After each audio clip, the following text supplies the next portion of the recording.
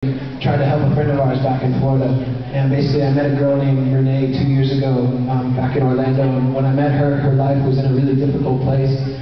She had known a history of addiction, depression, self-injury. She had attempted suicide, and I had the privilege, along with some friends, of spending about 5 days with her. She was denied entry into a treatment center and really had nowhere to go, and so she basically spent that next 5 days with us, and it was really her first day sober, her first days kind of coming back to life. And halfway through the time I asked her this question that was pretty vulnerable, and I assumed the answer would be no.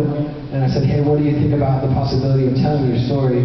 And like I said, it's a pretty vulnerable idea, and figured she would say, you know, no way, get lost. And then she surprised me and said some things that I'll never forget. She smiled, and she didn't hesitate. She said she loved the possibility that maybe there could be a purpose for her pain, that maybe other people would relate to the things that she had been through. Maybe other people could even find hope in her story. And that if any of those things could happen, even for maybe one person, that it would help her make some sense of her own life. And so she entered treatment after 5 days, and I sat down and wrote this story, and it wasn't very long. It was a couple pages long, and kept coming back to this title. It was a bit awkward. It was a bit too long to be a title, and it looked a bit more like a Fall Out Boy song or something. You guys are good. You have a good sense of humor.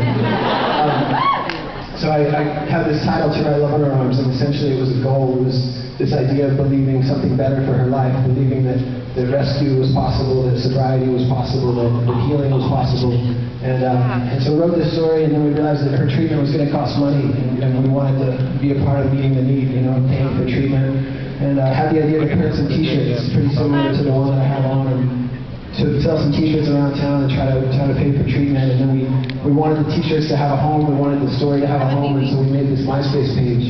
And I remember I was standing, it was actually a switchfoot show in South Florida 2 years ago, and I was standing with John when we got the first box of shirts, and we opened it up and pulled one out, and we were really excited, and I'm kind of smiling, and John said, hey, would it be okay if I wore this tonight? And I played it really cool, and I was like, yeah, John, that would be fun. And I remember halfway through the set, you know, John mentioned it. He said, I'd love for you to check out To Write Love in Her Arms. You can find out more on the internet. And I felt like, oh man, like that was close, but it wasn't quite enough. You know, people need a web address, and better luck next time.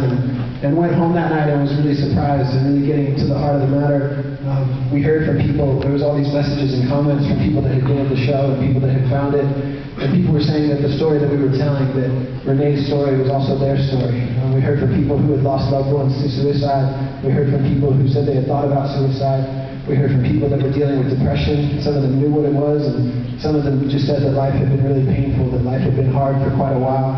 And we heard from people who wrote in on behalf of loved ones, people who said that, you know, there was someone that they loved and they